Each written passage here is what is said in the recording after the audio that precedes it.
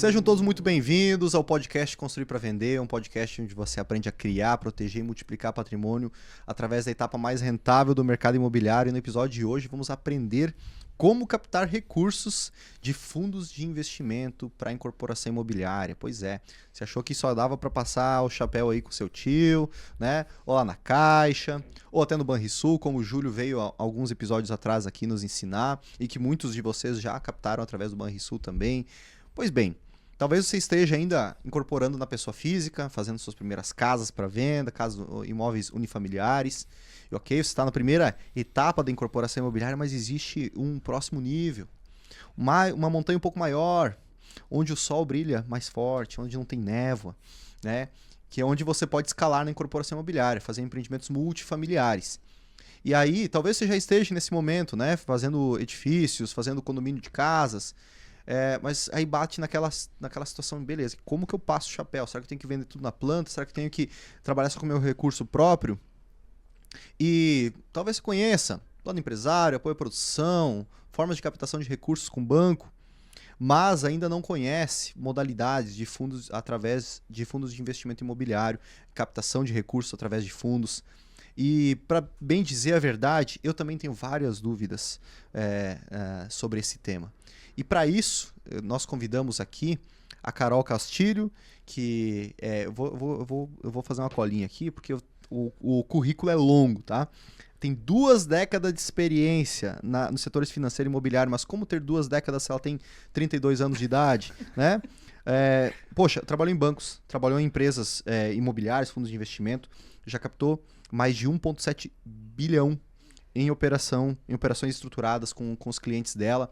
E então ela faz parte desse mercado de gestoras, de fundos. Talvez até eu esteja falando de forma equivocada alguns nomes aqui, mas nós vamos aprender com a Carol tudo isso, esse mundo novo, porque talvez você esteja no teu primeiro empreendimento multifamiliar, no segundo empreendimento, e deve estar pensando, não, eu preciso ter anos e anos e anos, anos barba branca já para poder fazer captação. E veja, o mercado de crédito imobiliário, através de fundos, através de corporações, ele tem sofisticado muito. Então, Carol vai dar uma aula para nós aqui sobre tudo isso, para que você possa captar recursos também com fundos de investimento e com outras operações. Seguinte, se você está aqui no podcast ouvindo e está pensando em viabilizar seu primeiro empreendimento, ou mesmo se você já é incorporador, está escalando para o seu próximo nível, você não precisa ir sozinho. Tá? Existem 2 programas de mentoria e mastermind aqui da CP8, onde você pode ter o meu acompanhamento do meu time e de vários outros incorporadores ao redor do país para viabilizar seu primeiro empreendimento mais rápido ou para você escalar na incorporação, seja para faturar os primeiros 2 milhões de reais ou para faturar 10 milhões ou mais por ano, tá? Que é a mentoria alavanca.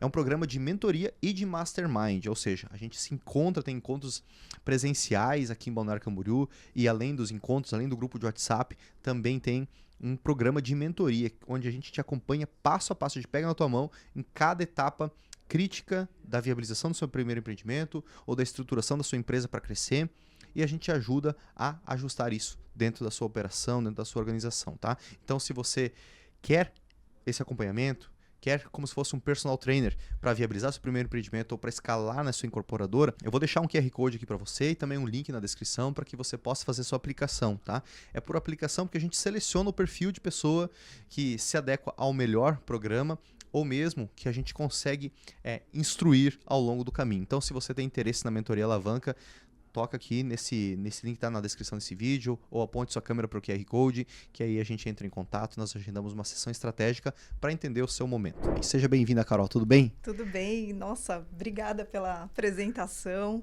quero agradecer demais o convite, a oportunidade de falar aqui para o teu público e para a tua audiência, espero poder entregar, falar tudo que vocês precisam saber e aprender também, né? Porque agora eu comecei a te acompanhar e eu estou descobrindo um outro, daqui a pouco eu vou precisar contratar tua mentoria. Legal. Para fazer casas. Legal. Do jeito que você está ganhando dinheiro mesmo, tem que investir em alguma coisa.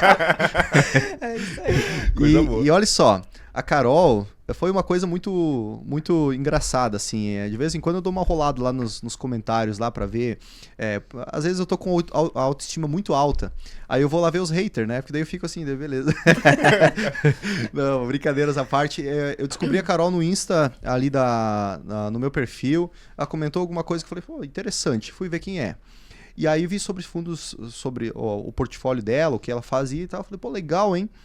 E aí trocamos uma ideia, marcamos uma call, conversamos e cá estamos nós aqui no podcast. E tenho certeza que justamente tudo que a bagagem que a Carol tem aí no mercado financeiro vai trazer muito conhecimento para vocês. E também trouxemos aqui 2 grandes especialistas no ramo de funding. Com certeza. Ou talvez qual seria a outra terminologia, Matheus? Cara, Esse ano é o espanhol. Será que Puta, botar não um sei. espanhol num funding? Acho difícil. difícil, né? Não, é ruim. Nem tento. Nem vou tentar, vai beleza. sair coisa muito feia aqui. Fundim, talvez? Pois Fundim? Tá mais o nome de comida isso daí do Parece né? fundim, né? Fundim, Mercado de né? crédito imobiliário. São 2 grandes agiotas aqui em Balneário Camboriú, inclusive. Né? Outras operações escusas, se vocês não conseguirem fazer com a Carol, vocês podem fazer A Carol vai falar Exatamente. sobre fundos e a gente fala sobre as outras. sobre agiotagem. operações. Exatamente. Sejam muito bem-vindos. Matheus Saldanha, Gabriel Cervo, Valeu, tudo bem? Léo. Obrigado, E aí, Carol. pessoal? Bem-vinda. Muito Trocar uma ideia bom, legal. show demais. Carol, antes de mais nada, antes de a gente falar sobre fundos, eu gostaria de dar um espaço para você se apresentar para a galera que está te ouvindo e conhecer um pouco mais sobre você. Tá, joia. Obrigada. Bom, 2 décadas, né? E vou resumir em 5 minutos. Boa. Menos. Bom, primeiro, assim, por onde que eu vou começar? Eu, assim, sempre tive gostava de... Bom, deixa eu voltar ao início, vai. Não, sem Corta, problema, fica à depois vontade. a gente Fica à vontade, dá uma fica à editada vontade. aí. Vou começar Sim, de novo, tá? Sim, sem problema. Bom, eu sou de São Paulo, nasci em São Paulo. Toda minha carreira foi ali. Meu Faria pai- Limer, então. Faria Limer. Faria Limer. Alzheimer. Meu pai é engenheiro civil, minha mãe é professora de matemática e física. Então, desde criança, eu tive uma facilidade, gostava de matemática. Eu sabia que o meu caminho, de alguma forma, ia para essa parte financeira de algum jeito. Então, eu acabei fazendo administração. E aí, eu falei, bom, primeiro emprego, o que eu vou fazer? Eu vou trabalhar numa empresa grande, né? Primeira coisa que a gente pensa. E não sabia muito o que fazer. Aliás, antes de continuar, né? Sim. Se eu tivesse 19, 20 anos nos dias de hoje, eu teria muito mais capacidade de discernimento, de escolha. Porque a quantidade de informação que tem hoje é um absurdo, né? Então, naquela época, eu não sabia muito bem, mas eu falava, não, acho que eu tenho que trabalhar num banco. Sim. Vou trabalhar no mercado financeiro e vamos ver o que vai dar. Uhum. Então, eu entrei no HSBC, que era um banco que tinha acabado de chegar no Brasil, tinha comprado o Bamerindo, estava se consolidando.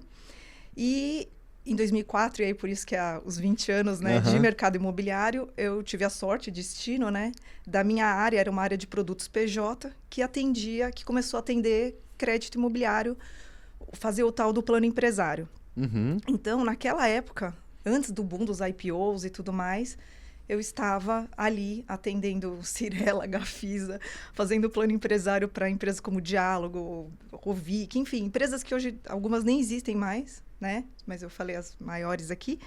E foi um baita aprendizado, né? Então, a gente viveu aquele boom, passaram-se ali alguns anos, mas aí aquela vida é corporativa, né? Então, começa a patinar, você acha que não vai crescer mais. E eu sempre tive um dedinho empreendedor, sabe? Aquela coisa assim, não, aqui eu preciso mudar o estágio. Então, eu tinha uma amiga, uma colega de trabalho, que já tinha trabalhado na Cyrela. Ela era muito, assim, dinâmica, Sim. né? Uma pessoa, né, Comunicativa. desenrolada, Enérgica, comunicativa. E a gente resolveu sair e abrir uma empresa, né? Então, a gente montou uma imobiliária focada em imóveis novos, porque nós tínhamos relacionamento com os incorporadores. Uhum. Então, sabe aquelas unidades que sobram do lançamento lá, 200 unidades, sobraram 10? Vamos trabalhar com imóveis novos.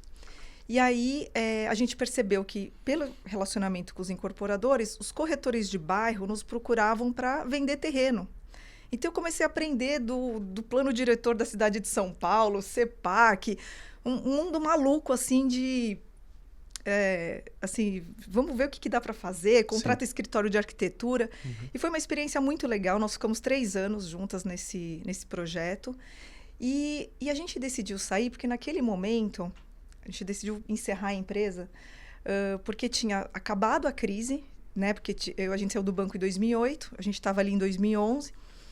E o que a gente percebeu é que faltava mais conhecimento. Alguns fundos estrangeiros estavam começando a vir para o Brasil, vinham pessoas aleatoriamente conversar com a gente para estruturar negócios que a gente não tinha o menor conhecimento. E a gente resolveu se recolocar no mercado. Ela foi para uma empresa de torres corporativas, foi trabalhar numa empresa grande, e eu fui contratada por uma securitizadora de crédito.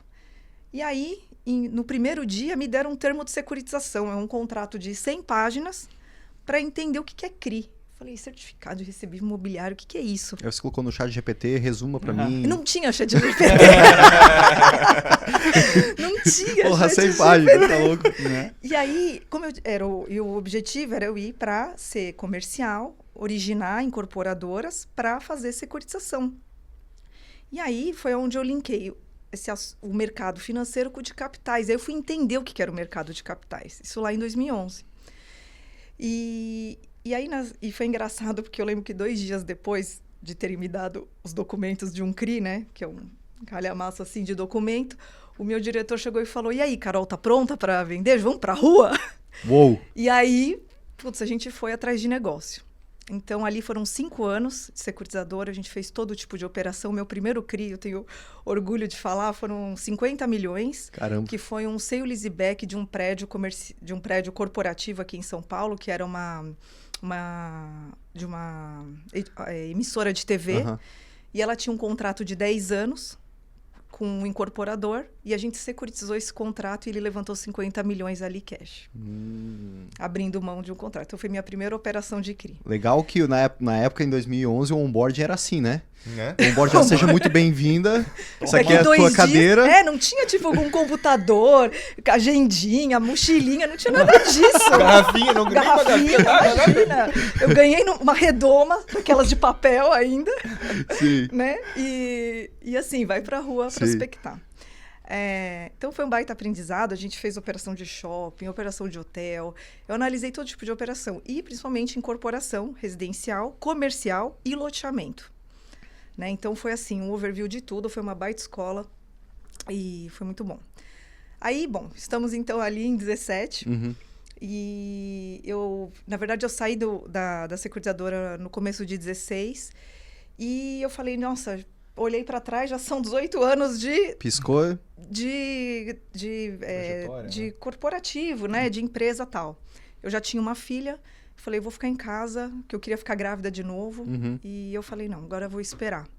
Então, eu fiquei 1 ano e pouco em casa, assim, fiquei grávida de novo, tive minha segunda filha, ela nasceu no começo de 18. Mas ali eu nunca deixei de falar com os clientes. Uhum. Eu acabei fazendo operações de CRI na física, falando com o cliente, estruturando a operação, ligando para os agentes envolvidos, colocando em fundos de investimento na física, cobrando ali FII de estruturação e tudo mais. Foi muito legal. E aí, no final de 17 para 18, né, eu já estava quase tendo o nenê, eu voltei a falar com uma turma que era do banco, né? E eles tinham montado uma gestora.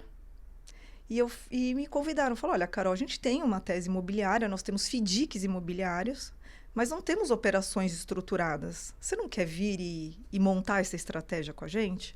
Falei, pô, que legal, vou montar do zero, né?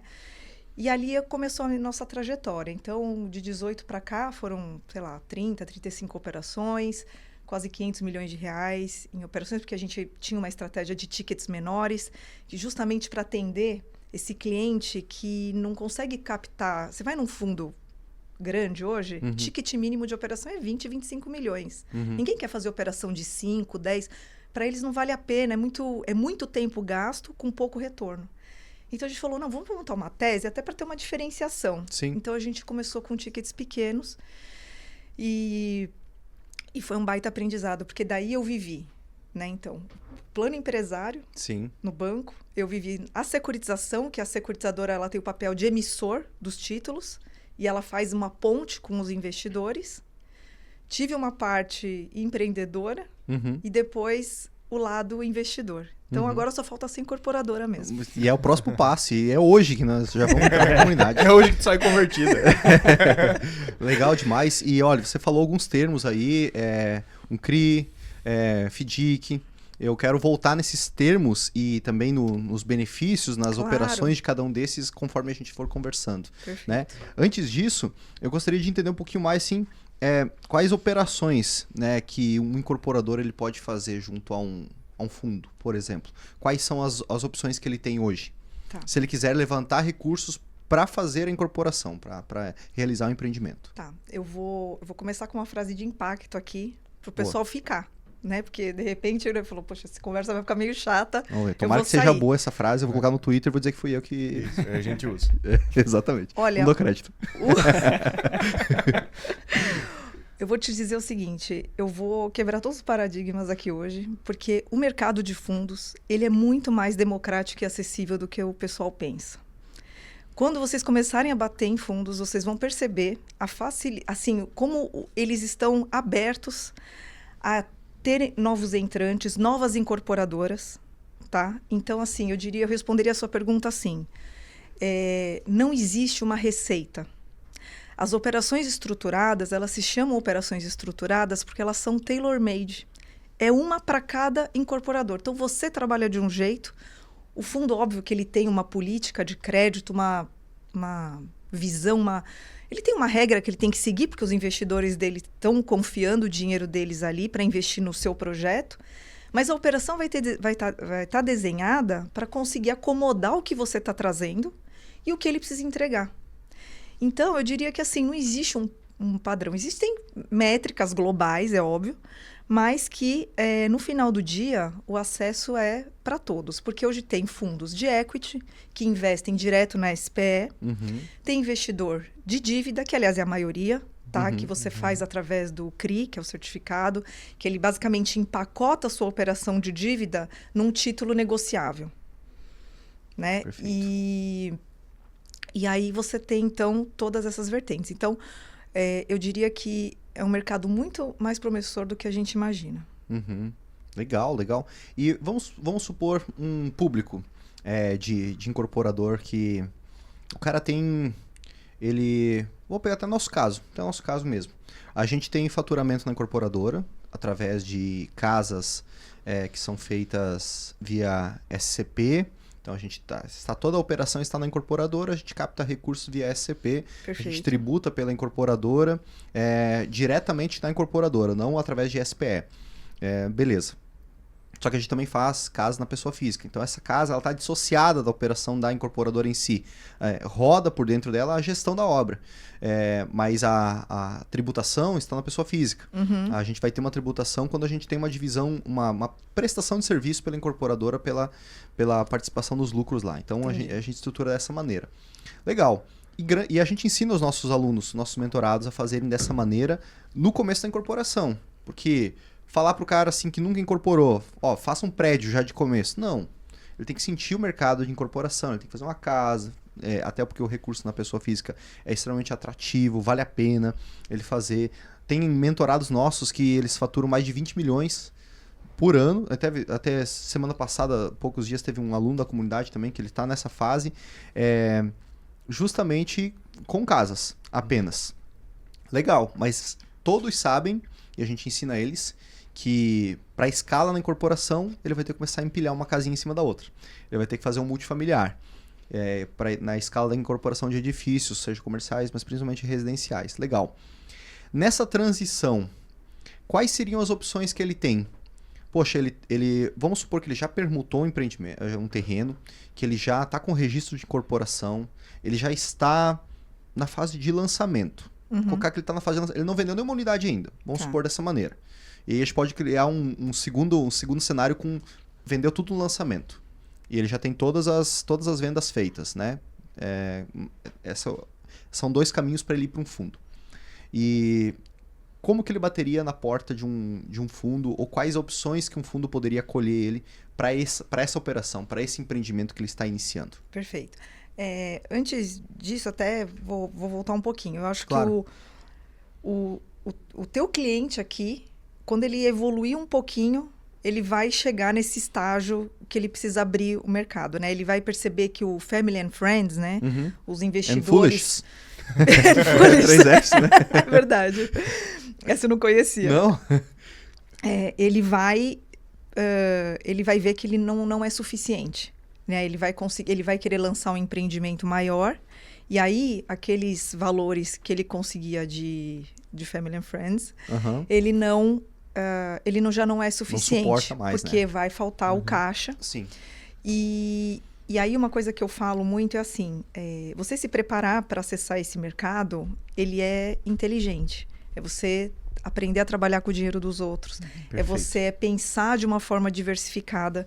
Você só precisa aprender. Você não precisa ter a sensação de que isso tem muitas regiões do Brasil que ainda pensam que você tomar dinheiro em algum lugar é porque você está precisando, é porque o povo vai pensar que você não está precisando de dinheiro, e na verdade não é. Perfeito. Né? A gente, inclusive, tem muita essa crença. A gente vai falar isso, eu vou falar isso depois, mas Sim. assim, na mentoria que eu dou para os clientes, eu mostro para eles o quanto ele ganha a mais Sim. usando o dinheiro dos outros. Sim, perfeito. A gente pode até estressar um pouco mais, deixando essa minha pergunta Deixar para isso pra depois. depois. Na seguinte situação. Existe também a falta de conhecimento, mas também existe a vaidade do incorporador. De ele falar assim, não, eu só trabalho com recursos próprios. Exato. Eu nem preciso vender nenhuma unidade se eu não quiser. Eu faço até o final. Vocês tiveram também contato com um incorporador aqui da região, fizeram uma reunião com ele um tempo atrás.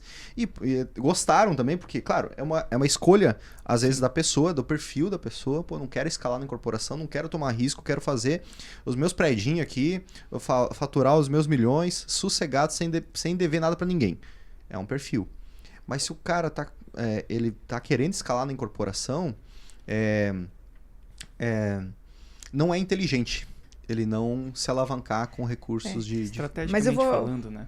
Mas eu vou responder a tua pergunta assim, eu vou falar duas coisas. Primeiro, quais são as vantagens para ele acessar? Perfeito. E aí, os critérios, Claro, né? Que foi o que você perfeito. estava falando do estágio, né? Então, assim, quais seriam os benefícios dele acessar esse mercado? Primeiro que, assim, por que ele primeiro vai diversificar? Porque ele tomava dinheiro com amigos, familiares, os curiosos. Sim. Depois ele tentou dinheiro em banco, não conseguiu nem as linhas tradicionais de poupança, né? O apoio produção. E aí então ele acessando o mercado de capitais, ele está primeiro diversificando, ele está abrindo possibilidades de funding, então é estratégico. Segundo, é a desbancarização. Por quê? Porque ele sai dessa linha tradicional.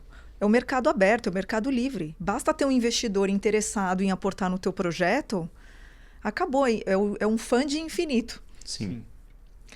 E depois, então você tem a desbancarização, você tem a diversificação e você tem era até uma pergunta que você tinha colocado, né?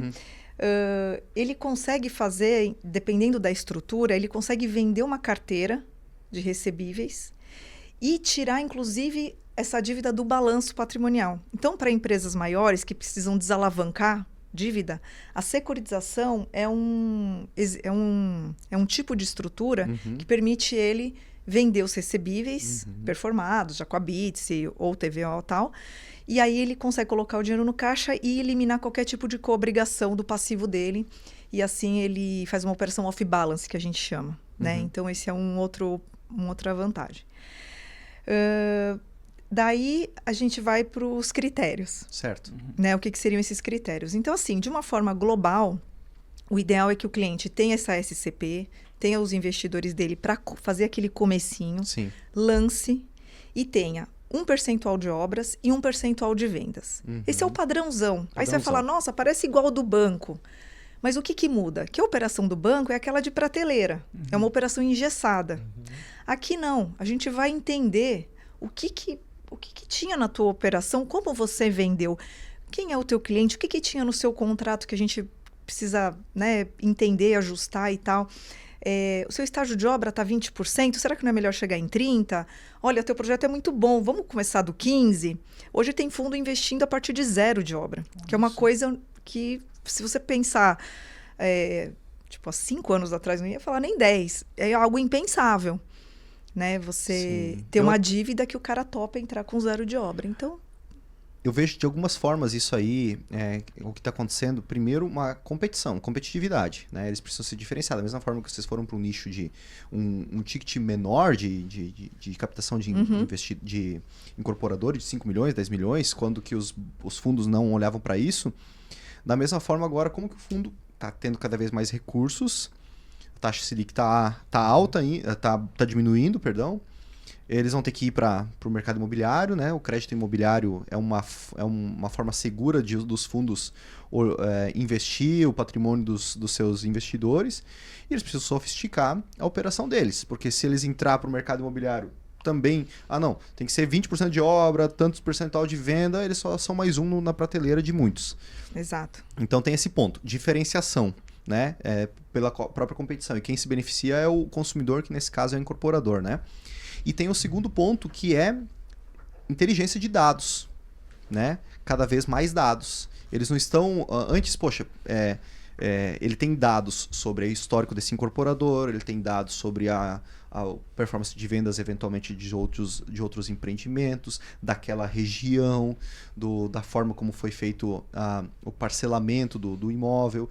Então, deve ter, eu acredito, isso aqui estou apenas supondo, que eles construir uma inteligência, um algoritmo, de certa maneira, internamente, para eles falarem assim, poxa, isso aqui eu posso entrar em 0%, que ele está seguro porque ele vai ter uma boa performance.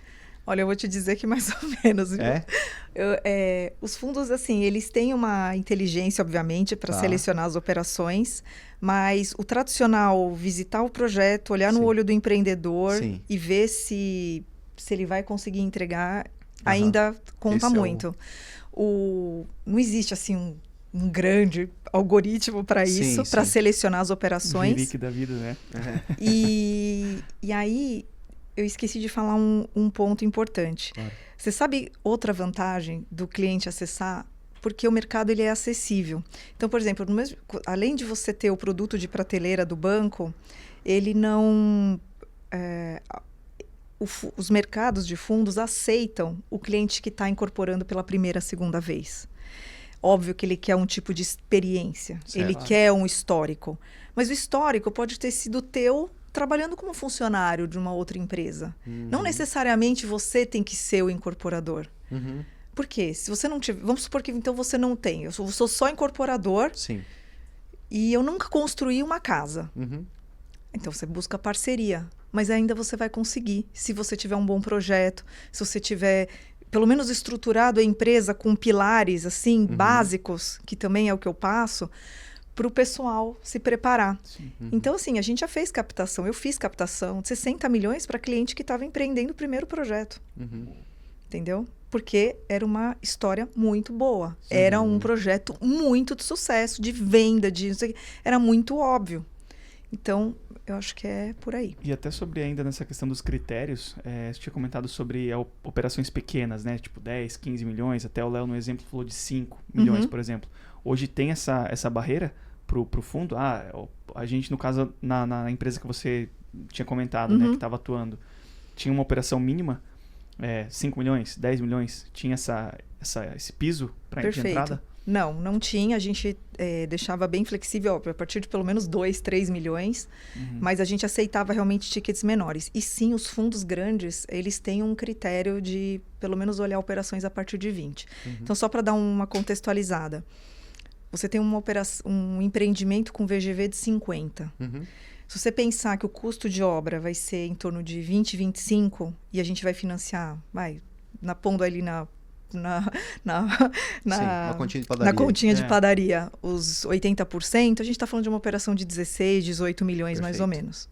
Tá? E aí que começa. Então, para a gente conseguir acessar, ter mais opções de fundos, não é que não vai ter, mas para você conseguir bater na porta de mais, o ideal é que assim, a gente entre a partir de uns 50, 60 milhões de VGV para ter mais opção no mercado. Legal. Pode falar. Uma dúvida, né? Claro. Bem de leigo assim mesmo. Os fundos eles só olham para empreendimentos multifamiliares ou não? Ou se for, por exemplo... Multifamiliar é assim, me explica. Vamos colocar um prédio ou então, no caso, uma casa da Montaltino, por exemplo, Léo. É uma única casa e um único terreno, só que é uma casa com VGV de 10 milhões. O fundo olharia para um produto como esse? Não, mas eu vou te dizer, não é por conta do valor, é por conta de não ter pulverização. Exato. Então, por exemplo, se você tiver um condomínio de casas de 20 unidades ainda dá uma esbarrada, não vai ser todo mundo que vai querer olhar. Sim. Então, existem alguns critérios macro. Então, assim, a gente pensa que a operação pulverizada seriam unidades a partir de, sei lá, 40, 50 unidades. Porque daí você tem a opção. Se um cara ficar inadimplente, você ainda tem uma carteira que pode cobrir. E aí você vai trabalhando com isso. Então, por exemplo, eu já analisei empreendimentos aqui em Balneário, que era uma torre que cada unidade custava 3 milhões de reais, 20 unidades. Falei, meu, desculpa, não vou conseguir. Porque assim, um cara de 3 milhões deixou de pagar, já deu a operação. 5% então, de esses inadimplência. muito concentrados também dificultam em alguns momentos. Então, assim, esse multifamiliar, entendi, seria assim, unidades pulverizadas. Sim. Tanto de loteamento quanto de incorporação. Sim. Mais de 20 unidades pode ser um número para a gente tomar como base, então.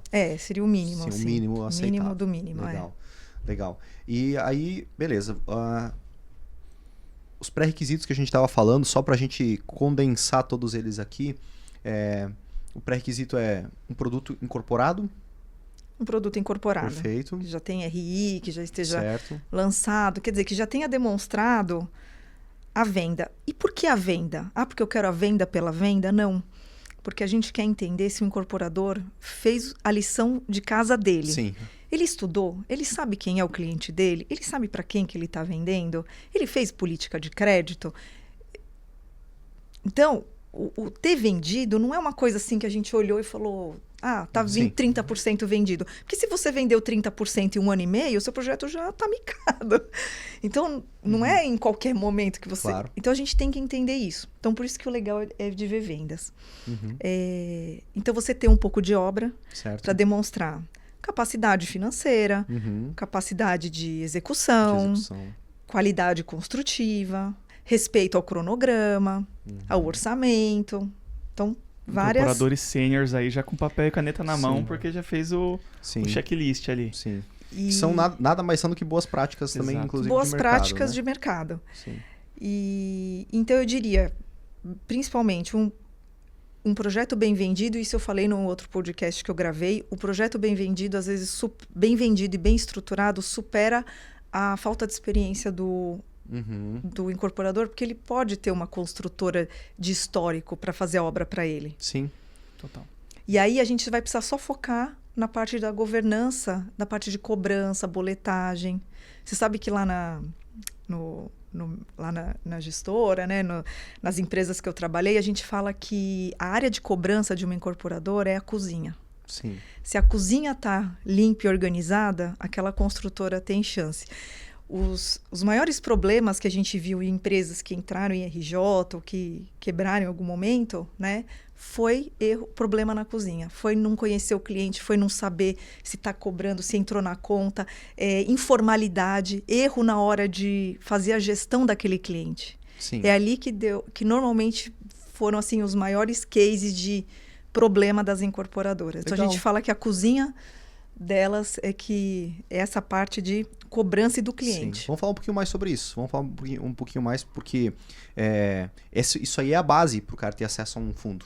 Né? Então, vamos falar sobre fundo, só sobre recurso, mas, poxa, de nada adianta, né? Se a cozinha não está bem equipada ou com os colaboradores sabendo o que tem que ser feito.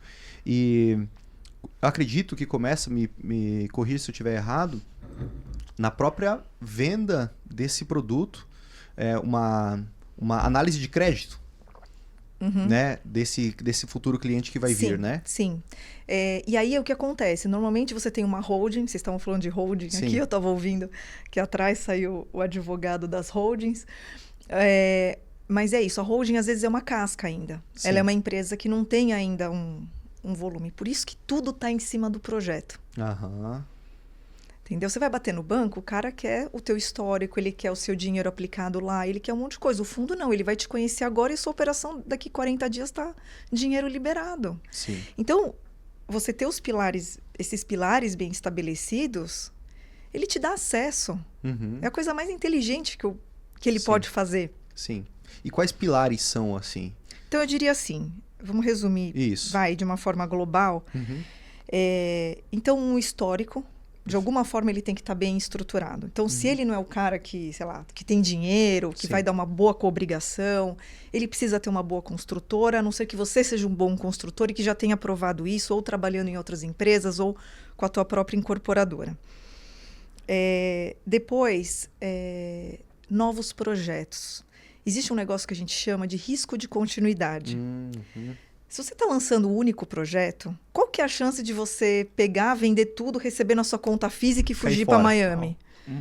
A gente gosta de incorporadora que quer ser incorporadora. Sim. Que o cara tem cara não tá projetos, não é aventureiro. Sim. Né? Então, que quer ter uma carreira disso. Ele quer ser um incorporador de relevância na região dele. Sim. E na carreira dele. Depois, eu diria o projeto em si. Então, um projeto bem vendido, um projeto bem estruturado, parte de documentação, de certidões, que eu nem entrei nessa parte ainda, mas tem toda a diligência do projeto e do terreno. Então, às vezes o seu projeto é todo ótimo, mas o teu histórico da compra era uma escritura que não foi averbada, que não registrou, tinha um herdeiro que está ainda não sei o quê. Então, assim, às vezes são coisas que a gente nem imagina, né? No Nordeste, por exemplo, é muito comum, às vezes, o incorporador vender as cotas, só que ele vende as cotas, mas ele recebe dinheiro, e aí ele faz um contratinho que daí não era contrato, que no Código Civil não pode vender antes do RI. E o projeto é ótimo, o incorporador é bom, mas por uma prática local, você não consegue fazer a operação. Por que o fundo, entre escolher essa operação, que ele vendeu tudo bonitinho depois do RI, do outro não vai? Então, a gente, na hora de escolher, vai acabar indo pelo mais básico. Então, essa questão jurídica, estrutura, vendas e essa parte de cobrança, né? E como você vai gerenciar isso daí. E hoje em dia tem empresas que terceirizam, né? Você não precisa desenvolver um CRM próprio, que vai custar muito caro, de cobrança. Você pode, tem várias empresas que fornecem esse tipo de serviço, que inclusive terceirizam a parte de cobrança e tal, e você pode já sair com uma governança que vai ser muito bem vista pelo mercado, porque seus créditos já vão estar todos auditados, tem todo o histórico de pagamento dos clientes, tudo passa pelo sistema, com boleto tudo registrado, bonitinho. Poxa, o fundo, olha, até respira assim, fala, né? Então, acho que seriam esses os pilares. Governança, venda, histórico, projetos futuros. Eu quero ressaltar essa questão da análise de crédito na hora da venda. Né? Porque eu acredito que isso seja um pilar também. Porque ele vai ver lá as vendas que esse incorporador fez. Tem 50 unidades, ele já fez, beleza, 10 unidades, então ele já tem 20% vendido.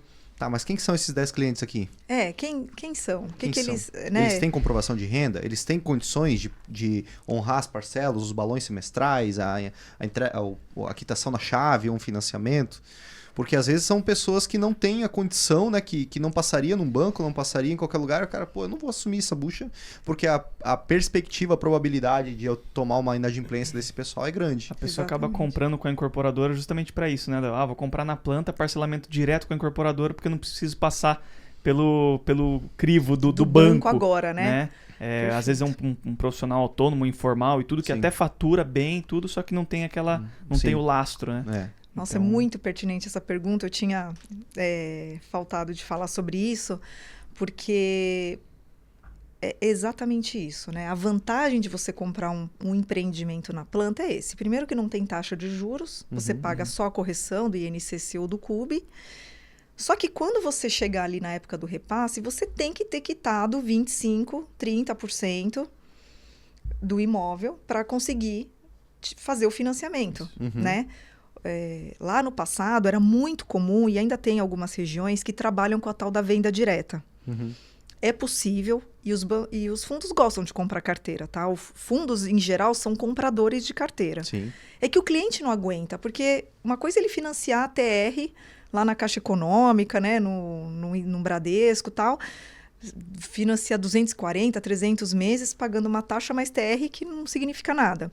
E outra coisa é ele pagar um IPCA mais 12%, né? Isso aí vai render 20% ao ano, para ele vai ficar muito caro, uma hora ele vai ter problema. Mas Então, você tem que olhar a capacidade dele e é algo que a gente trabalha na mentoria, é isso. Fazer o controle do crédito ao longo da obra. Mas assim, não é ficar fazendo questionário, ligando. Mas assim, aproveitar o momento com o cliente, que o cliente vai, passa, toma um cafezinho, conversa, tal.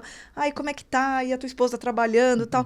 E aí você consegue ir tirando as informações e você vai meio que fazendo uma atualização de crédito. Pede pra ele assim, você tá com a fatura do cartão atrasada? Não.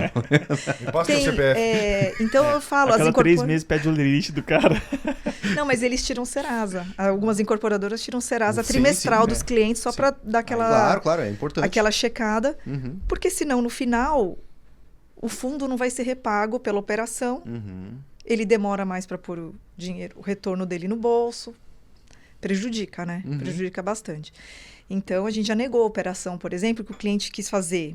Ele vendeu tudo. Mas vendeu tudo por quê? Aí fica a dúvida. Vendeu porque o projeto era saudável ou porque ele fez uma tabela que a parcela era ridiculamente baixa e na análise que a gente fez de crédito, chegou lá, a gente viu que o banco não ia financiar aquele saldo. Ia sobrar um residual que a gente não sabia se o cliente ia ter ou não para pagar. E aí a gente recusou a operação. Então, esse é um ponto de análise, acredito que seja, né, Carol? E que se você está buscando uma operação como um fundo, de você já estruturar desde o começo, né, essa forma de pagamento que vai ser feita ali, entrada, parcelamento mensal, quantas vezes, se é 60, 80, 100, 120, balão semestral, repasse na quitação da entrega das chaves ou via financiamento. Enfim, isso é importante estar estruturado, né? Para que, de uma maneira que possa um fundo ter interesse nessa estruturação, né? E é dinâmico, né? Óbvio. Mas você tem que se preparar. É óbvio que nada vai seguir exatamente aquilo. Aliás, com obra, tudo que você planejou realmente não acontece. Sim. Mas os fundos têm entendimento disso. A gente sabe até onde dá para ir ou não. Então, por exemplo, é uma curiosidade, né? Toda operação, a gente coloca uma gordura de obras. Eu, pelo menos, fiz muito isso. Então, por exemplo, você precisa financiar 80%, eu pego 80 e mais 10. Você vai pagar juros sobre isso. Sim. E ele vai ficar reservado numa conta, como se fosse uma conta garantida. Mas se precisar, ele está ali. Ou ele serve para amortizar as dívidas no final, se você não precisou, já usando a correção e tudo direitinho. Ou, pelo menos, num aperto, ele está ali um dinheiro para cobrir a obra. Legal. Então, já entendemos aqui quais são as premissas de um fundo, né? Ele vai olhar para uma operação, o que é realmente relevante para ele para dar uma bênção e avançar numa negociação, né? Quais são os caminhos que esse incorporador tem, né? A gente colocou aí em 2 cenários, né? Ele está com o registro de incorporação emitido, mas ele ainda não fez vendas. Vamos colocar o segundo ponto. Ele está com o registro de incorporação emitido e ele vendeu tudo, antes do início das obras. Eu vou criar mais cenário. Vamos ver se a gente vai lembrando de todos. Vamos ver, vocês fiquem ligados. Terceiro ponto. Ele está com 20% de obra e 20% de vendas, para facilitar. Beleza. Quarto ponto. Ele já entregou o empreendimento e ele ainda está com um remanescente de... Tem uma carteira. 30% da carteira. 20% da carteira. 20%. Ou de unidades em estoque. Também podemos falar sobre isso. Isso, de unidades que ficaram prontas, perfeito. Que ele não vendeu, ele terminou a obra e sobrou. Sobrou essas unidades, perfeito. Então vamos para o primeiro cenário aí. Registro de incorporação emitido, não fez nenhuma venda, não iniciou obra. Tem alguma alternativa para ele passar o chapéu com o fundo, para ele iniciar o empreendimento, fazer o lançamento? Olha, é assim, eu não vou dizer que não existe, porque é uma mentira, é óbvio que existem. Sim. Mas eles são bem menores. Improvável. Bem, né? Assim, tem fundo que compra, que entra na operação com zero de obra? Até tem. Talvez algumas plataformas de crowdfunding, que a gente nem falou. Mas não é um problema. Qual que é o problema da plataforma? Sim. Eles fazem uma retenção, eles colocam um FII muito caro para você captar muito pouco. Então, assim, você vai captar 2, até 5 milhões no máximo, olha. E você vai pagar uma taxa cara, ela não vai suprir 100% do que você precisa para terminar a obra, e ainda você deixa ali um FII de 5, 7% na plataforma. Então, o ideal seria você conseguir se reestruturar pela SCP, como você começou lá atrás, para chegar no ponto direto de conseguir tomar um capital maior e tá com esses critérios para acessar a maior opção de fundos. E aí, se você fez essa lição de casa certinho e tá com esses pilares mais estruturados, qual que é a tua vantagem? Você vai conseguir ter mais opções, você vai conseguir reduzir sua taxa, você vai conseguir ter condições melhores dentro dos fundos. Porque senão você vai aceitar o que vier. Esse é um ponto interessante, né? Que, claro, o incorporador vai andando e ele vai aprendendo isso, né? De ele buscar crédito quando ele não precisa. Sim. Quando ele não tá, tipo assim... Perfeito. Apertado, né? Porque senão ele tem que se sujeitar a qualquer negociação, né? Ele tem que aceitar. Perfeito. Então, improvável uma negociação dessa, 0 vendas. Existe, mas vamos desconsiderar, mais não pouco vamos criar provável. expectativa. Que aceitam isso. Tá. Ele fez um baita lançamento. Vendeu tudo. Tudo. Mas ele não começou a obra ainda. Tá. E ele quer antecipar recebíveis, ele quer... Existe uma operação para esse caso? Tipo assim, para ele... Então, o pessoal mistura isso bastante. É até muito boa a tua pergunta, porque eu vou eu tô misturando. explicar. Mas é bom. Ótimo. O que acontece? Quando a securitização, a natureza dela, né, do nome e tudo mais, é você antecipar um fluxo futuro a valor presente. Perfeito. Quando você vende uma carteira, independente se você vendeu tudo ou não, você já tem uma carteira para securitizar. Só que como você tem uma obra a performar, tem a obra. você tem que executar uma obra, né? A carteira não é performada. Sim. A gente chama que isso é uma carteira não performada, porque esse crédito, se você começar a escorregar aqui, a carteira vai começar a defaultar ali. Então, o que acontece nesse momento? A gente faz uma conta de padeiro assim. Eu vejo quanto você tem de carteira a valor presente e quanto ela me sobra em relação ao que eu tenho que te dar de dívida para a obra. Então, na verdade, eu faço uma conta de quanto eu tenho de garantia entre a carteira que você já vendeu e o estoque que você não vendeu, que são as unidades que ainda não vendeu, versus o valor da operação que eu vou te proporcionar. Se esse índice de garantia, a gente chama isso de índice de garantia, estiver adequado, beleza. Senão, vai prejudicar a conta. Então, qual que é o problema do cliente vender tudo logo? Sim. Você sabe o que aconteceu com os incorporadores que venderam tudo? Na pandemia? Antes da pandemia? Lá em dezembro de 19, que o mercado, o ano terminou... Sim, maravilhoso. Lindo, né? Sim, todo mundo falou, 2020 eu vou Vai arrebentar de ganhar dinheiro. Exato. Todo mundo. O que aconteceu? O cara vendeu tudo. Aí ele viu o material de... O mercado subiu. O CUB e INCC aqui... Aí o cara precisou de custo dinheiro. Efetivo... Ele veio bater lá no fundo. Aí a gente falou, olha, você já esgotou a tua possibilidade de reajustar o valor do imóvel. Porque ele vendeu por um preço que ainda não foi aquele preço do boom que deu das casas. Então, ele não tinha margem para suprir essa diferença. E esse cara também não conseguiu. E ele tinha 100% vendido. Então, o ideal... É um xadrez, tá? Sim. Mas, no fundo, o certo é você pensar todas as fases da obra estrategicamente. Perfeito. Não é bom vender tudo 100%. Com certeza. Espera indo a valorização, você vai reajustando, você vai se adequando ao como o mercado tá. Porque, gente, o incorporador, olha, tem que ter muita vontade de sofrer para querer ser incorporador. Mas é porque o retorno tem que ser bom. E aí, então, é importante ele pensar em todas essas fases, porque... A linha do tempo dele é muito longa. Ele vai receber o lucro daqui 5 anos do multifamiliar, né? Até porque a Carol trouxe esse contexto de se vendeu tudo, vendeu por quê? Né? Porque, de fato, o produto é muito bom ou porque o preço tu está vendeu... defasado, às vezes. Ou porque vendeu barato. Vendeu errado, né? Vendeu errado. Condições erradas também. A gente visitou muita incorporação, muita obra, muito incorporador, e eles diziam isso mesmo. Falou, poxa, quando vendeu tudo muito rápido, poxa, vendi barato, errei.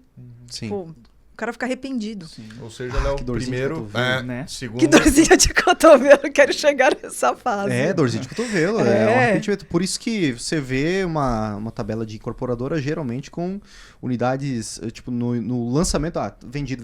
Não estão vendidas. a grande parte delas, elas só estão reservadas. Ele considera como vendida, mas não está de fato comercializada. Porque fica essas unidades como um resguardo. Poxa, escolha as outras, menos essas aqui. Essas aqui eu vou deixar para vender depois. E aí, conforme o ritmo, conforme fluxo de caixa, conforme oportunidades que vão surgindo durante a obra, eu vou vendendo, né? E percorrendo, agora que você comentou que você percorreu várias incorporadoras nesses anos, você vê uma boa prática, assim, um número que os incorporadores têm utilizado de quanto que eu vendo durante o lançamento, quanto que é um percentual legal de vender durante o lançamento e quanto que eu devo vender durante a obra? O ideal é que você tenha vendido 100% até o final da obra. Perfeito. Agora, entre lançamento e obra, aí vai ser muito do projeto. Porque se você abrir o lançamento, em uma semana você viu que surpreendeu, calma aí, aumenta a tabela. Né? E aí você vai reajustando e vai até você entender onde deu o limite ali para você conseguir sempre potencializar. Mas do ponto de vista de fundos, o ideal é que você tenha 100% vendido até o final. Por quê? Porque daí você tem a máxima capacidade de repagamento. Quer dizer, toda a tua carteira vai para repasse, mais os que vão quitar à vista, né? Sim. E aí você consegue liquidar mais rápido o fundo e já pegar o seu lucro, né? Perfeito. Então, na segunda hipótese, que a gente comentou de 0 obra e 100% de vendas, supondo que tenha acontecido isso, qual que é o caminho que a gente buscaria com o fundo? Não, a gente buscaria o financiamento tradicional. Financiamento tradicional. Porque a carteira vai ser a garantia. Perfeito. No final do dia, é a mesma coisa. Porque no CRI, né, no certificado, nessas operações estruturadas, a gente tem que definir qual que é o lastro. O que é o lastro? É o contrato que eu vou securitizar. No caso de um financiamento de obra, a gente contrata um bancarizador. Hoje em dia, o pessoal está trabalhando muito com nota comercial, que a própria empresa emite. Ela é uma dívida, um instrumento de dívida corporativo com aquele financiamento da obra. Ou seja, eu vou ter uma carência e depois eu tenho uma PMT para pagar. Em garantia, ficam os recebíveis. É diferente de você securitizar os recebíveis. No financiamento de obra, eu não vou pegar aqueles 100 contratos das unidades que você vendeu e securitizar. Eu vou fazer um lastro de uma dívida e usar esses recebíveis em garantia. Perfeito. Vamos avançando para o terceiro cenário agora. 20% de obra executada, 20% de vendas feitas. Certo. Qual a alternativa? É a mesma ou tem alguma outra? Não, aí você tem... Aí vai depender muito de fundo para fundo. Vão ter uns que mais assim, conservadores, outros mais arrojados, uns que são os tal dos high yield, que topam riscos maiores, outros são mais high grade, que são aqueles que querem créditos mais óbvios, então ele também oferece taxas menores, mas ele quer muito mais garantia. Sim. Então vai depender do fundo que a gente estiver batendo na porta no momento. Perfeito. Vamos pelo um caminho comum. Então, assim, um caminho comum, Sim. 20 de obra e 30 de venda é um número meio mágico, assim. Eu acho que atende quase 100% dos que fazem financiamento de obra. Porque tem fundo de tijolo que vai querer comprar uma laje corporativa por 1,5 bi na Faria Lima. Vão ter os fundos desenvolvedores de galpão, que eles nem olham residencial. Sim. Então, a gente vai bater nos fundos que olham incorporação. Tem fundo que olha loteamento e incorporação. Tem fundo que não quer nem ver loteamento. Certo. Então, é muito... Perfeito. Considerando incorporação, então, daí ali o cara tem 20% executado, 30% de vendas feitas. Ele vai fazer um contato com um fundo para concluir, para captar o recurso para a conclusão da obra. Perfeito. Aí eu vou falar para vocês, assim, como que ele acessa, né? Perfeito. No final, a pergunta é essa. Não seria nem essa, mas qual que é qual que é o formato de dívida, qual que é o formato da estruturação desse negócio? Então, exatamente. Quando ele vai fazer a operação com fundo, ele vai fazer um CRI. Provavelmente ele vai fazer um CRI. Tá? Certificado. Por quê? De recebível imobiliário. Perfeito. Para todo mundo saber o que é um CRI. Isso. Então, eles pegam aquele lastro que a gente determinou, se era uma carteira ou se era uma dívida de financiamento. A gente empacota aquele crédito numa CCI, estou falando um techniquez meio chatinho aqui, que é a cédula de crédito imobiliária, e ela lastreia o CRI. Então, são camadas de que você, na verdade, está trazendo ela para um ambiente tecnológico. Eu estou transformando ela num papel que eu posso comprar e vender. Certo. Então, um fundo pode comprar hoje o CRI da incorporadora CPO e depois ele pode vender para um outro... Desculpa, CP8. E ele pode vender para um outro fundo ele depois. pode vender. Ele pode e aí, vender. sem anuência da CP8, da incorporadora. Ele pode o vender. negócio é dele. Isso, Tá. exatamente. Você que tem restrições, Sim. né? Que tem obrigações. E, aliás, é impressionante que, assim, empresas muito bem estruturadas e empresas grandes até, que já tomaram CRI no mercado, Uhum. têm muita dificuldade de fazer a gestão dessa operação rodando. Por quê? Porque o contrato ele é tão cheio de...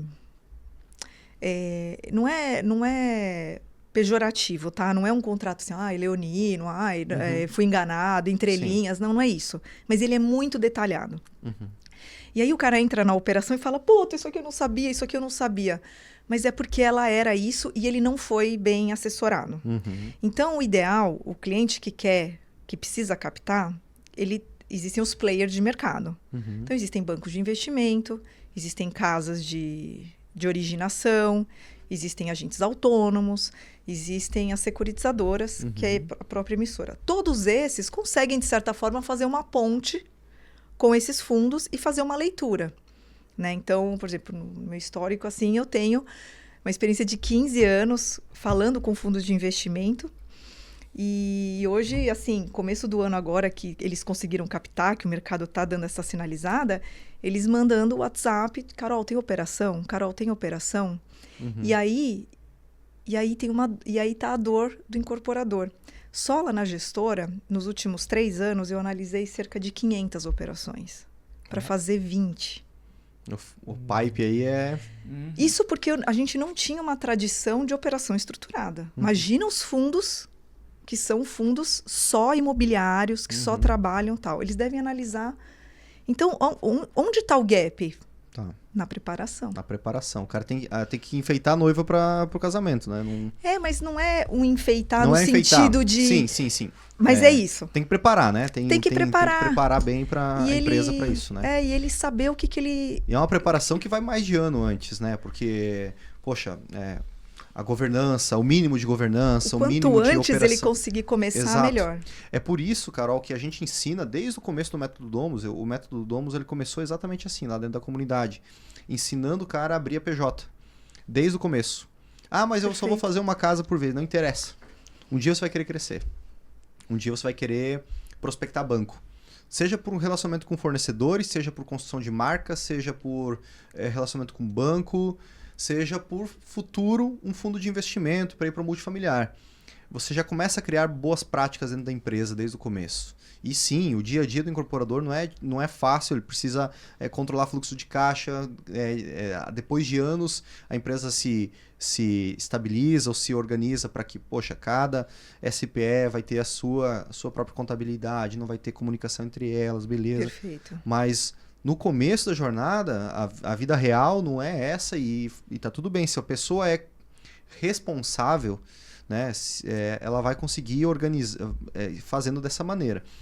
Mas trabalhar com investidores desde o começo, via SCP, por exemplo, meio que obriga o cara já, tipo assim, ele ter um pouquinho mais de governança. Isso. Trabalhar com alguém, ou seja, com o investidor também na pessoa física. O cara vai querer ver o fluxo de caixa da obra, ou ele pode ter acesso, de ter número de orçamentos, de ter uma antecipação de quanto que vai ter um custo de obra para que ele possa se preparar ao investidor.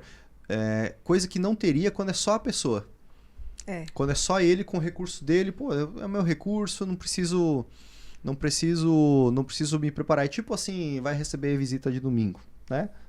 Às vezes a pessoa gosta de ficar de pijama em casa, às vezes gosta de bermuda, às vezes a bermuda é rasgada, mas é aquela bermuda que usa há anos. Mas quando vem visita, não, tem que colocar tem que estar um pouquinho mais caprichado aqui, dar uma limpada na casa, sei lá, né? Cada um com seus... Ou às vezes não, às vezes já tá tudo pronto, tá com a roupa bonita, tá com a casa já arrumada, pode receber a qualquer momento. Então, abrir o CNPJ, estruturar a empresa desde o começo assim, meio que força, aliás, ela a se preparar. Ela está arrumada, organizada desde o começo, né? Você falou da SPE, imagina, para mim isso é tão automático que eu até esqueci de falar. Mas todos os empreendimentos têm que estar dentro de uma SPE, pelo amor de Deus. Claro.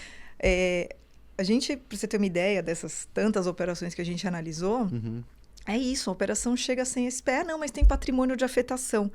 A SPE, tudo bem, o patrimônio de afetação, ele dá a segurança do patrimônio separado da incorporadora, segregado, numa conta corrente separada. Mas, gente, a chance disso ser burlado é muito grande. Exato. Você colocar isso num outro CNPJ é mais um layer, mais uma camada de garantia que blinda isso, né? Então, até no exemplo das empresas que entraram em RJ, dessas grandes, todos os projetos que tiveram em SPE, apesar de terem demorado, entrou, né? Ela não fica ali na massa falida, e o cliente consegue ter a unidade dele depois. O banco vai conseguir dar um jeito e entregar aquela unidade. Então, assim, né? É um básico que bem lembrado. Perfeito. Então, nessa operação de CRI, beleza, o cara foi lá e assinou o contrato. Tem essas, talvez não as 100 páginas que você mencionou no começo, mas tem umas boas práticas que o incorporador tem que ter durante a obra. Uma delas é, por exemplo, um controle de cronograma e uma prestação de contas com esse fundo. Vamos falar sobre isso, Vamos falar sobre isso. Tá, então tem detalhe, tá? Sim. Tem coisa para falar. Então, primeiro em relação à obra. Segue-se um cronograma físico-financeiro e aí já começa a primeira dor de cabeça, porque a maioria dos fundos reembolsa depois que o cliente já gastou. Via cronograma executado. E todo mundo sabe que o financeiro vem antes do executado. Porque você precisa comprar material, porque você precisa, né, receber material, incorporar ele na obra, aí vai lá o agente de medição no mês e dizer o quanto você evoluiu, para ver quanto que você tem para receber do valor que você tomou de financiamento. Então, aí já é a primeira dor de cabeça. O incorporador precisa se preparar para essas intempéries. A gente sempre fala, olha, se você correr com a obra, melhor para você. Porque o que o fundo mais quer é liberar o dinheiro o mais rápido possível. A gente também não quer ficar segurando. Eu quero que você adiante a obra, mas na grande maioria ela atrasa. E atrasa por N motivos, assim, coisas assim que você fala, poxa, como que o cara que está incorporando lá não sabe que, né, por exemplo, em Florianópolis, na época de final de ano, não pode entrar caminhão em tal época. Então, por que você prevê 7% de obra no mês de dezembro? Pô, eu tenho que descobrir isso. Você entendeu? É duro para o fundo também. Tem que ajudar. Então, que mais? Então, o cronograma, essa questão de previsão, uma área de compras. Pô, se no cronograma tá que o preço tem que ser aquele, vamos tentar buscar esse preço. Não é comprar a qualquer custo. Né? E na época da pandemia, a gente até flexibilizou. A gente combinou, já deixou no contrato uma regrinha do cliente passar os orçamentos para o fundo, dizer qual que era o valor à vista e o valor no tempo, e a gente fazer assim uma aprovação já deixando em contrato, né, para não ter que chamar a assembleia de investidores para aprovar e liberar o dinheiro antes. E aí, em 5 dias úteis, ele tem que mandar a nota fiscal, comprovar o gasto, mandar a TED, mandar tudo, para a gente ver que ele comprou material para ele poder receber. Mas foi uma forma que a gente fez em conjunto. E isso é o quê? Personalização. Sim. É o fundo pensando em ajudar e também ver a operação performar, né? Então, por isso que eu falo que é tailor-made, porque é isso, a gente vai se ajustando também conforme o que está acontecendo no momento. Né? Na época que o IGPM deu aquele 35% ao ano, os fundos foram lá e trocaram o indexador para IPCA. Não fazia sentido, né? Entendeu? Então, assim, não é que você está entrando num mundo que, nossa, eu não vou... Você tem que saber o dialogar. Perfeito. E entender e colocar o chapéu do outro, né? E falar, poxa, o que eu preciso fazer para o cara querer investir comigo? Né? E na minha empresa, e no meu projeto. Bacana. A gente pode até pegar um exemplo, talvez, assim, pro incorporador que está fazendo aquisição de terreno e construção na Caixa na pessoa física, para ele ter uma noção, para ele ter talvez poder usar como exemplo isso para um CRI. né? Existem algumas similaridades, né? A gente Muitas. tem na pessoa física, só que provavelmente a Caixa, que é um banco gigante que faz operações de financiamento de multifamiliar, ela usou muitas boas práticas do que eles fazem com plano empresário, apoio à produção, na pessoa física para aquisição de terreno e construção. Então você já tem uma introdução treino, do que é, um treininho, né? Um treino. Guardado suas devidas proporções Sim. da complexidade, né? Hoje a gente, por exemplo, faz a aquisição do terreno, tem que aportar 20%, e aí os outros 80% o banco financia, se não tiver sido pago. Beleza. Que não é o caso de um CRI. A construção, quando for iniciar, tem todos o alvará, projetos, tudo aprovado, você pode recebe antecipação de crédito de 20% na pessoa física para executar a obra, e aí depois, antes podia antecipar todas. Agora não pode mais. Agora a partir dos 20% ele executa, vamos dizer que a próxima etapa que ele colocou no cronograma é dos 20 aos 30. Então ele tem que executar isso aí, mostrar para o banco, mostrar o cronograma, tirar fotos, aí vem o engenheiro que vai fazer a avaliação dos 30% e dos 85%, ele vai falar, pô, realmente está nos 30%, aí ele libera os recursos Sim. então agora é um reembolso e não mais uma antecipação. Bem lembrado, dá para fazer reembolso também, porque você só deu exemplo dos 20% de obra. Sim. O incorporador que chegou para o término de obra, já andou com 50%, por exemplo, precisou de dinheiro no final. Dá para reembolsar, não os 50%, mas a gente vai calcular quanto ele tem de garantia, porque ele já recebeu uma parte da carteira também. Perfeito. Então, olha quanto ele tem de carteira, estoque, e aí pode se calcular um índice, se vê que ele está seguindo tudo direitinho, ele pode ter um valor à vista a título de reembolso, que ele pode ou não. Provavelmente ele vai aplicar na obra, né? Porque ele não pode tirar o dinheiro da SP antes de terminar, mas... Essa era uma dúvida até que quando você está falando do fluxo ali e tudo mais que surgiu. Se esse valor do CRI ele vem à vista ou ele vem realmente parcelado semelhante ao financiamento também. Se você vai securitizar um contrato performado, então você vai um contrato de locação de um prédio, de um imóvel que está pronto, um contrato que já saiu a BIT, se você tem ali o contrato de alienação fiduciária, ficou financiado direto com o incorporador, tudo bem, esse você recebe à vista. Mas quando envolve obra, você só vai receber à vista se for a parcela do reembolso. O resto vai ficar retido numa conta e ele vai liberando conforme tal. avanço. Outra flexibilidade que os fundos acabaram fazendo. Na Caixa, nos bancos, você só paga juros pelo que realmente você recebeu na conta. Sim. No fundo, é assim, se o dinheiro inteiro for colocado na conta, você vai ficar pagando juros pelo todo. Então, para minimizar essa ineficiência, que é um absurdo às vezes, se a obra for muito longa... não há necessidade de todo o recurso em conta. O investidor vai pondo aos poucos. Então, você, apesar de não pegar o dinheiro na mão, a gente fala de tranches, né? Que você vai colocando na conta a cada período de tempo. E aí isso dá uma minimizada para o incorporador também não sufocar, né? No final, tudo é fluxo de caixa. Tudo é fluxo de caixa. E olha só, eu estava pensando agora, Matheus... o CFO ou o controlador dessa área, o cara tem que ser bom. Né? Ele não dá para ser um contas a pagar e a receber. Porque no começo da jornada, que é natural, mais uma vez, o contas a pagar e receber é o próprio incorporador. O cara está fazendo a pessoa física ou está fazendo com uma obra só. Essa é a jornada real, né? O cara começou na empresa dele. Depois ele contrata alguém para o financeiro. Que nada mais é do que um contas a pagar e a receber no começo, né? No começo. Só que o contas a pagar e a receber não é o financeiro. Vai além disso, né? Isso é a governança. Isso já entra a governança É ali. você contratar um profissional de mercado. Sim. Nesse momento que você cresceu, porque assim, 95% das incorporadoras do Brasil são familiares. Sim. Elas nascem familiares. Sim. E aí, depois, tem que existir uma profissionalização. Então, você contrata prestadores de mercado, ou você profissionaliza a sua própria equipe. Você quer seu filho que vai ficar? Então, põe ele para estudar, põe ele para fazer estágio em outra incorporadora. Né? Exatamente. E aí você... Isso faz parte da governança. Já que... Não sei se tem alguma outra... Fica à vontade. Eu tenho um para terminar então, desse. Isso, então, por favor. Porque é fazer um pouco do advogado, assim, aquele incorporador mais conservador, né?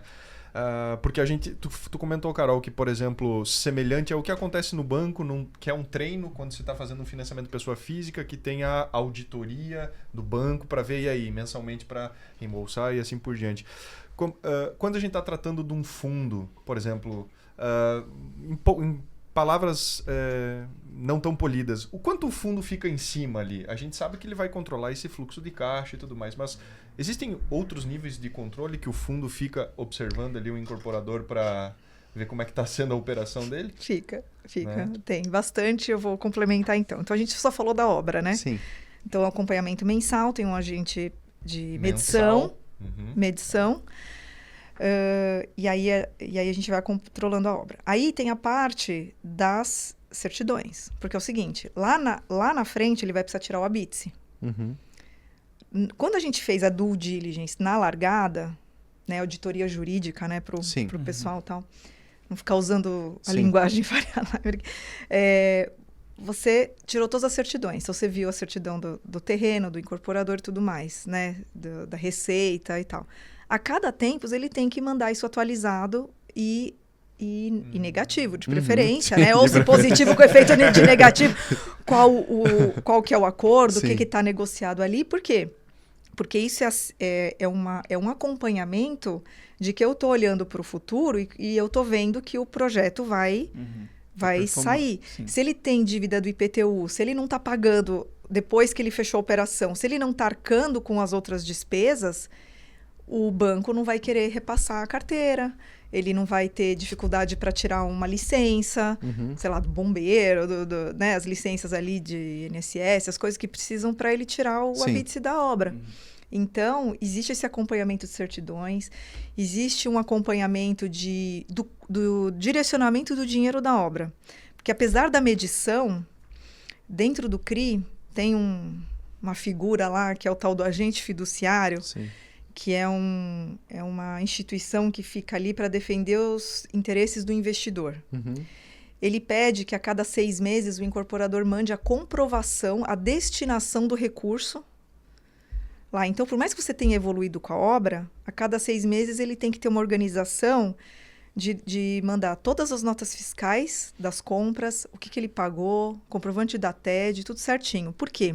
Porque como o CRI ele tem uma isenção fiscal, tem que ter certeza que o dinheiro está indo para o tijolo. Perfeito. Então... E olha que interessante, talvez algumas pessoas vejam toda essa operação... Parece muito complexo, como né? um cara pé no saco. Eu vejo pelo contrário. O cara é um consultor, velho. Total. Porque olha só, a maioria... Tá saindo da rota, ele... Exatamente. Ô, meu amigo, volta aqui. Porque assim, muita gente vai se dar conta de alvará, de ABITSE... dos bombeiros, ao ABITSE sanitário, a ABITSE o municipal. Só lá na... faltando 2 meses para acabar a obra. Meu Deus, não dá para um empreendimento de grande porte? 2 meses, cara, isso aqui, ó. Ah, não, precisa de um guarda-corpo aqui, sei lá, faltou alguma coisa. Ah, vai mandar fabricar o vidro, instalar tudo, cara, 2 meses é nada. Isso aí tem que ser feito, sei lá, 12 meses antes do término da construção. Isso aí começar, né? depois o recebível, né? Exatamente. Porque o cliente está querendo pegar a unidade, financiar, porque é a entrega das chaves e está sem averbação, por exemplo. Sim, então é meio que uma consultoria, né? É uma auditoria, mas também... É um mini casamento, assim, porque o fundo, ele fica ali junto do cara. Ele traz muita assim, senioridade para aquela operação. Ela é uma operação de mercado e ela é uma operação que ao mesmo tempo ela tem um benefício muito legal para o incorporador. O cara que conseguiu ultrapassar essa barreira e fazer a primeira, ele passa a ser assediado pelos fundos. Sim. Total.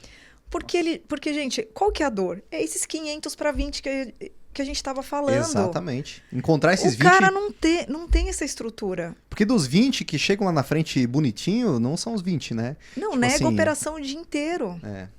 Então, você vira um analista de negar a operação, né? Então, por isso, assim, fez a primeira, eles vão ali onde já sabe que o cara tem Perfeito. Já passou pela primeira. Perfeito. Muito bom. E faltou o último cenário, que eu acredito que já ficou meio que por óbvio, mas só pra gente fechar o loop, né? O cara encerrou o empreendimento. Ele tem 30% das... tem 2 cenários. Ele tem 30% para receber. Ele vendeu tudo durante a obra. Então, teve um sucesso no empreendimento. Mas ainda tem 30% do recurso total para receber. Como que ele faz para repassar isso? Ou ele das 50 unidades, ele tem 10 para venda ainda, no pós-obra. Como que ele faz isso com fundo? Esses dois cenários que faltaram para a gente encerrar. Então, vamos lá. Primeira coisa, se ele chegou no final da obra e ele não vendeu tudo, o que vai acontecer? Todas as garantias foram dadas para o fundo. Então, ele só vai conseguir ter liberdade para trabalhar essas unidades fora do projeto quando ele quitar a operação. Então, vamos supor que ele sobraram lá 30% de unidades não vendidas. Não vendidas. Tá. E a carteira que estava vendida repassou, mas não quitou o financiamento. Amigão, vende. Vende isso aí. Vende, porque você precisa quitar aqui com a gente. Agora, vamos supor que ele vendeu tudo. Aí a carteira assim, simplesmente vai esperar os clientes repassarem, terminar essa parte para quitar a operação. Aí tudo que sobrar é dele, né? Então, ele só vai até onde é o saldo da dívida. Sim. Depois ele quita, né? E cada unidade, ela vai representar uma fração daquela dívida maior. Então, por exemplo, um vai financiar no Bradesco, outro vai fazer no Itaú, outro vai fazer na Caixa. Então, eles, né, os bancos já estão acostumados, eles entram ali no contrato como interveniente quitante e a gente daí passa a unidade para eles em garantia e aí vai amortizando o CRI aos pouquinhos. Mas existe uma terceira hipótese de sobrar muito estoque. Certo. E aí você não quitou o financiamento. Que é muito estoque é quando você repassou tudo. Sim. E o que sobrou, e ainda falta um saldo enorme para quitar a dívida. Sim. E você não vendeu. Sim. E você tem um saldo ali. Provavelmente o empreendimento, o empreendimento pronto, ficando pronto, é onde ele mais atinge o high ali de preço e de velocidade de venda, Sim. né? Assim, é a hora de liquidar mesmo. Sim. Se ele engasopou ali e ficou e não vendeu, amarelo. provavelmente ele vai ter que ali arcar com as PMTs do bolso dele para ir amortizando a dívida, porque se a gente só esperar ele vender, o saldo da dívida vai cobrir, vai chegar uma hora que o valor do imóvel não cobre mais. Sim. Eu vou ficar esperando a minha garantia deteriorar, olhando ali pro... né?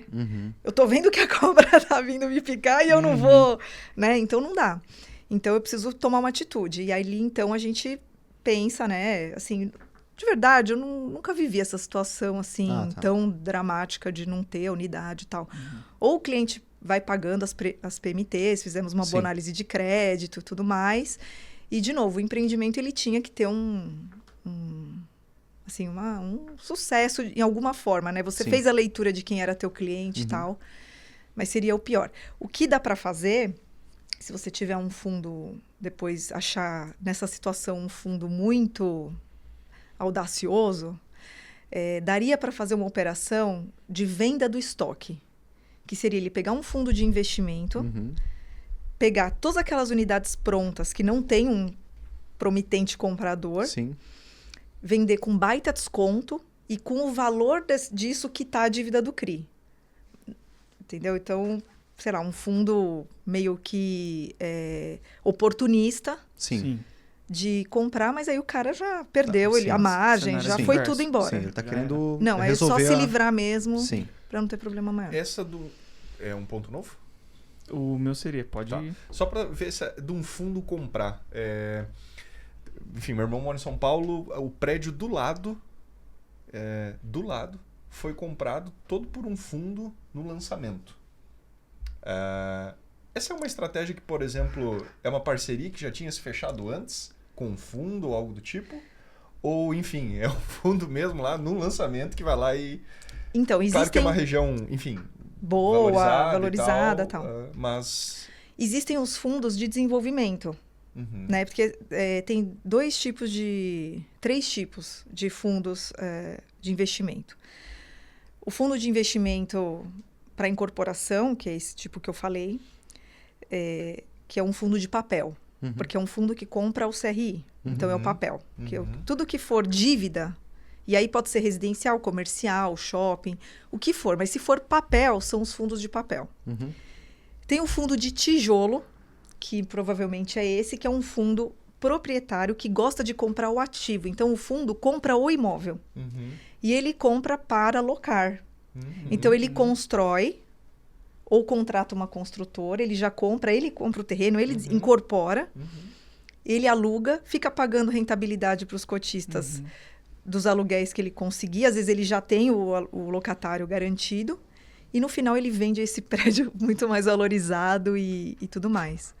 Então esse é o de tijolo. E tem o de renda, que é aquele que compra, por exemplo, o galpão logístico, alocado para VEG, sei lá, locado para grandes empresas, aquele contrato de 10 anos. O BTS tradicional, e ele fica recebendo renda, mas ele também normalmente ele também é proprietário do galpão, mas aí ele já tem o locatário. Então, tem os tipos, né? Entendi. Então, papel, tijolo e o rentista. Então, o que a gente estava conversando praticamente até agora na nossa conversa era o fundo de papel. Né? A gente estava falando só de fundo de papel, perfeito. Beleza. A minha dúvida é sobre, né, a gente falou sobre critérios, a gente deu alguns exemplos de caso, falamos também sobre a questão de como é que funciona durante o fluxo, obra, sem obra, enfim. Controle. A minha dúvida agora é referente sobre custo de operação. Qual que é o custo desse dinheiro? Boa. Qual que existe uma média que a gente pode tratar aqui? Ou vai muito de acordo com a operação, vai muito de acordo com a incorporadora, com o projeto? Ou, né, Tá. É sobre o custo operacional disso. Eu vou simplificar aqui para dar um overview assim legal para vocês, tá? O legal da operação de CRI, da operação de mercado, é que é o livre mercado. É a taxa que você tem que não tem subsídio, não tem nada. Então, você tem, sei lá, um CDI, que é a nossa referência, e tudo que for além daquilo, você tem o risco de crédito do projeto e do cliente. Então, eu vou falar, então, didático e depois eu simplifico. Não consigo simplificar mesmo. O que acontece? Então, você olha ali, por exemplo, uma operação de 5 anos. Sim. Tá? Você olha lá o título público atrelado a IPCA, é tanto. Tá? Tanto de taxa mais IPCA. Aquilo lá é a taxa teoricamente livre de risco, porque você está falando que é o risco país. Então, você pega o mesmo prazo, a mesma referência e coloca o risco, a taxa de risco do cliente e do empreendimento, de acordo com o estágio e tudo mais. Mas no final do dia... não vai brigar comigo. E no final do dia, ela normalmente gira ali uma média zona básica para não dar confusão. Um IPCA mais 12 é uma boa taxa. Ela é equivalente à taxa do banco, só que o banco não vai aplicar o IPCA, ela deixa a TR, que é um índice que acaba não impactando. Então, ela é uma operação mais cara. Entendido. Mas ela tem... Assim, agora, óbvio, gente, pelo amor de Deus, tem operação que sai IPCA mais 8 Claro. e tem operação que sai IPCA mais 15. Depende do É rating, tudo uma questão do histórico do do cara, rating. do momento do mercado. Uma outra coisa que eu não comentei sobre os critérios e que eu lembrei agora é sobre incorporação em cidade pequena. A gente estava falando de critério e aí veio agora, no meio do nada, eu vou falar Sim, só para não faltar perfeito. nada aqui para o pessoal. O pessoal tem muita restrição para entrar em cidade com menos de, sei lá, 150, 200 mil habitantes.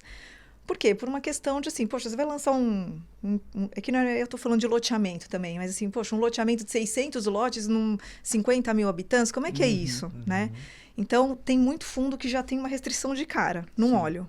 A viabilidade do negócio. Exatamente. Viabilidade do negócio, né? Então, o cara vai ter que ter uma história muito boa para contar, para a gente entender por que ele tem 600 lotes numa cidade pequena.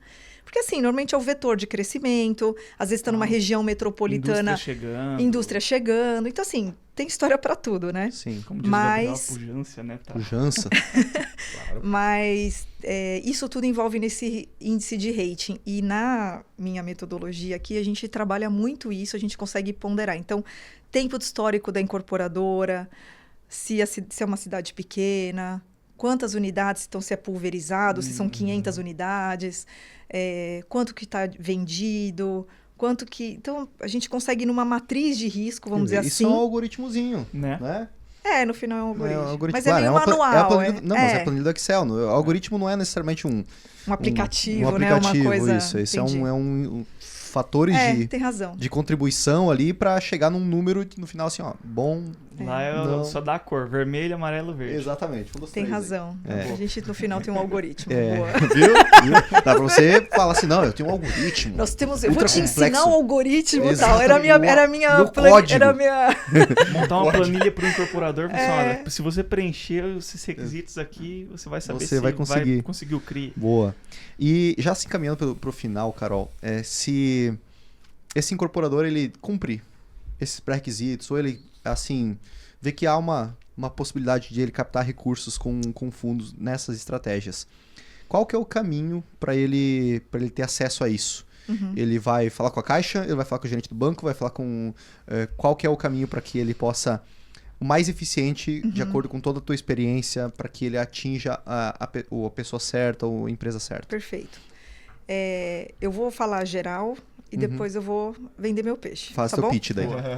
Aí eu vou fazer meu pitch. Com certeza. Mas, não, brincadeira à parte, assim, tem muitos bancos de investimento, acho que eu tinha comentado, alguns profissionais autônomos que foram de mercado, pessoas que têm relacionamento, simplesmente tem lá o telefone do gestor lá do fundo XPTO, liga, tem uma operação para você.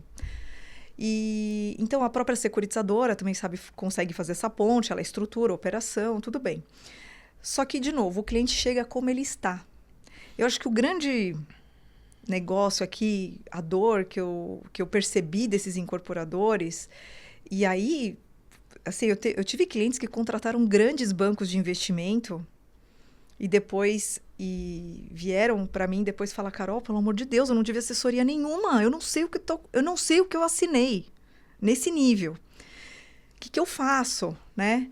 Então, eu percebi que existe uma preparação, né? Então, o meu modelo de negócio, vamos dizer assim, o que eu percebi que viraria um negócio é ensinar os incorporadores a se prepararem.